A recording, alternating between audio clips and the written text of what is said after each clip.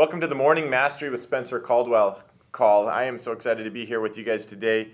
I've got a very dear friend of mine, David Fagan, on the line. It's going to be one of my favorite calls, I can already tell, with having David on the phone. You guys are super lucky to listen to David just for a few minutes talk about something. So obviously, something that's been on my mind a little bit is the New Year's is coming up and goals and this and that. And so I want to chat a little bit about that. But before I connect there, I want to introduce you to David.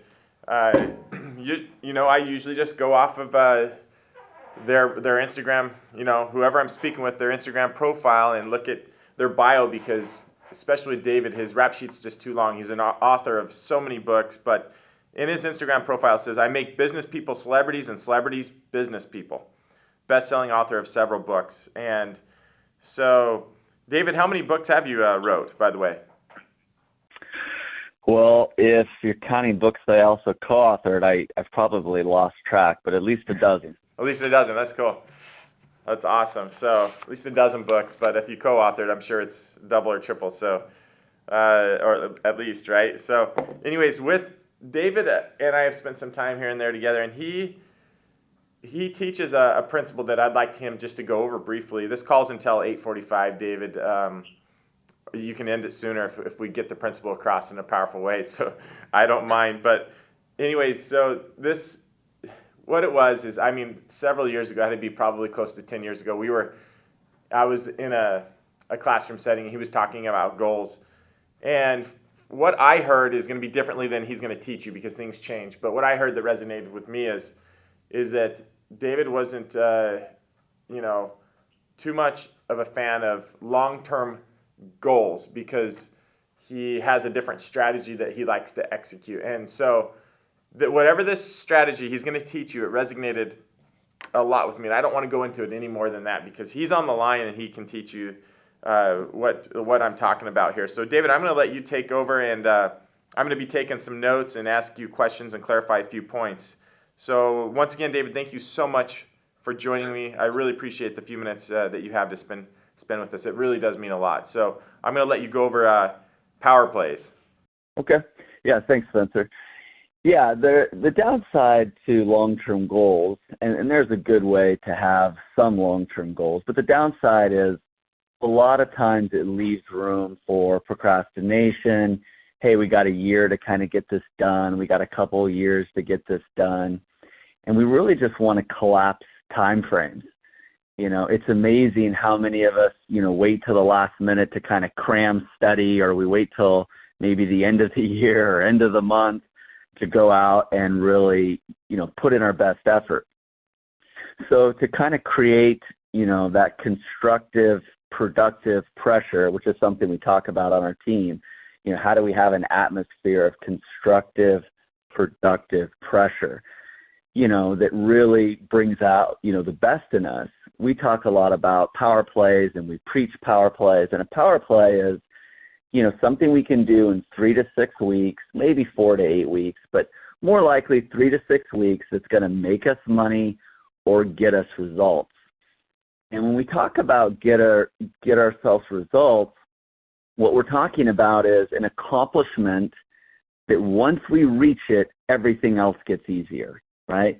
You can put out a book in 3 to 6 weeks, and if you were a best-selling author, would everything get easier? You could get a testimonial of a really well-known, successful person in 3 to 6 weeks, and if you had that testimonial and endorsement, would everything get easier, right?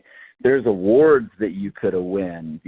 There's all kinds of accomplishments that once you reach that accomplishment, you just beefed up your bio, and you just better answered the question, why you, right? So everyone either consciously or subconsciously is like, well, why you, right? Why should I use you instead of somebody else? Why should I use your business? Why should I hire you, as the realtor or the consultant?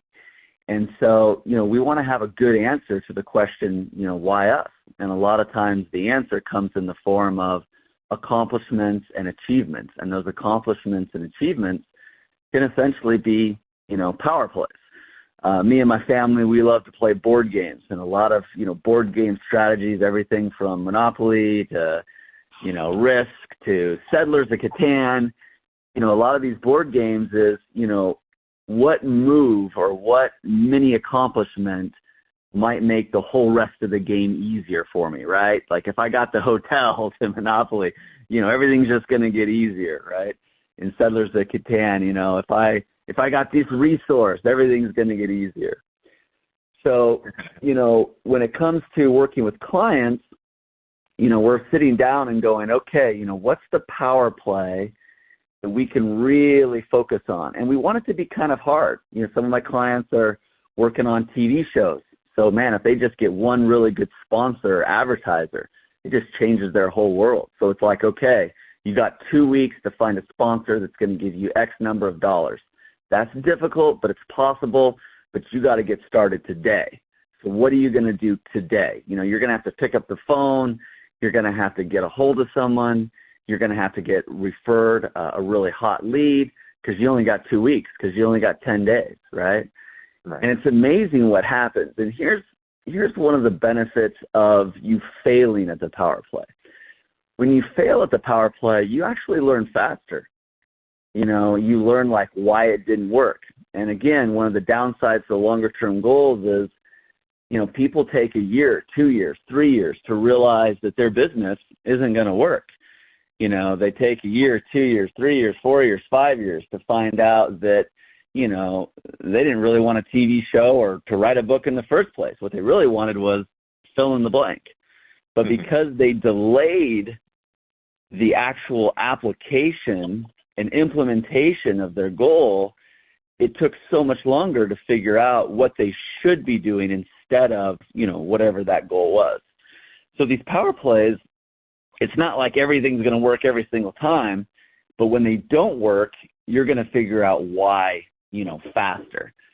So I kind of sent Spencer a little bit of a pie chart that I like to use, where basically 50% of your time spent should be power plays. Another 25% is actually moment management, managing the minutes. And, when you're managing minutes, it's like you're managing the moments. It's really for that power play, right? And when you have the right power plays, you're going to hit your short-term goals and you're going to hit your long-term goals. But if all you have is the year-long goals or the 3 to 5 year goals, it just leaves a lot of time for those moments to be misspent. So, I wanted to give it kind of fast for you there in a nutshell, Spencer, but that way if you had any questions, you could follow up. But this is something that is easily, an hour-long training session or something that we use with a lot of our clients that we're coaching them on publishing or publicity, show production, advertising, marketing. It's a strategy we use quite a bit. But, thanks for giving me some time. Hopefully that was helpful for you. No, are you kidding? That is super helpful. I've been aggressive just to tell people when they're talking about goals and getting all excited about goals, just so aggressive to say, I don't like goals, and I don't even set goals, and I don't like goals. I'm pretty negative about it. I try to be a pretty positive person in life, but when it comes to goals, I'm actually pretty negative, and I just say I don't like goals. And people always kind of look at me weird. And in this pie chart, I'm going to send this out on the call today that will be posted on YouTube later today in the next 24, 48 hours. So long, and when people say, what's your goal, what's your resolution, they're talking about like, what are you going to accomplish in 1 year? And on this pie chart, it's like maybe a fifth of like what we should be focusing on is that 1 year goal. And that power play that David is talking about that we should accomplish in 3 to 6 weeks is 50% of this circle, where the 1 year goal is like a fifth. I'm going to send this out. You guys need to study this chart. It's a really cool chart that David sent me. So on this power play. So I do want to recap a few things. So the downside, he said the downside to long-term goals is procrastination. And so when we have long-term goals, there's just too much time in between today and in 1 year, too much time to fill in with bad, not good, procrastination, non-productive things that we're doing in life, right? And so David said we need constructive, productive pressure. Constructive, productive pressure. I love that.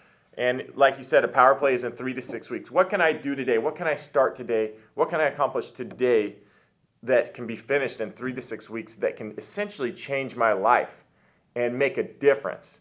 And that's very, very important. And he also said, why you? So, what are you doing in your business? Why are they going to choose you?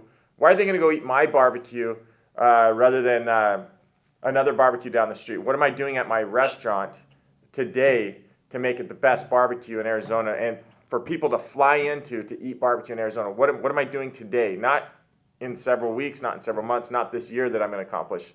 Like, what am I doing today? So what are you doing in your business to make a difference? And there's a saying that I try to live by, and I love it. It's basically is things done when first thought on need no further attention. And that's how I personally like to live my life. If I think about it right now, I better get it done right now, because I'm going to think about a lot of things throughout the day. And if I let those things pile up, like 10, 15, 20 things, and then they're all of a sudden on my mind and on my to-do list, and then I'm just overwhelmed, and then I collapse under the pressure, and it's not constructive or productive. So when you think about something, accomplish it right now. I walk in the door and there's laundry on the floor, the laundry needs to be done. I do it right now and I get the load going. I'm driving down the road and my car's dirty and I see that car wash, do it right now. And I promise you, the more things, it's the weirdest thing in life, because the more things you accomplish in life, the more time you have in life. So I always tell myself, I have all the time in the world. I've got so much time to get everything done today, and I'm thankful for that time.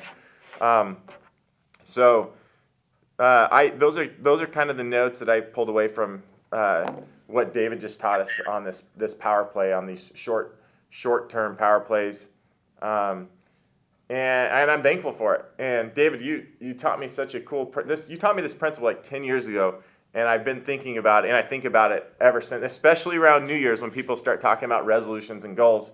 Yep. And I just say, throw the goal away, like live your life in the moment.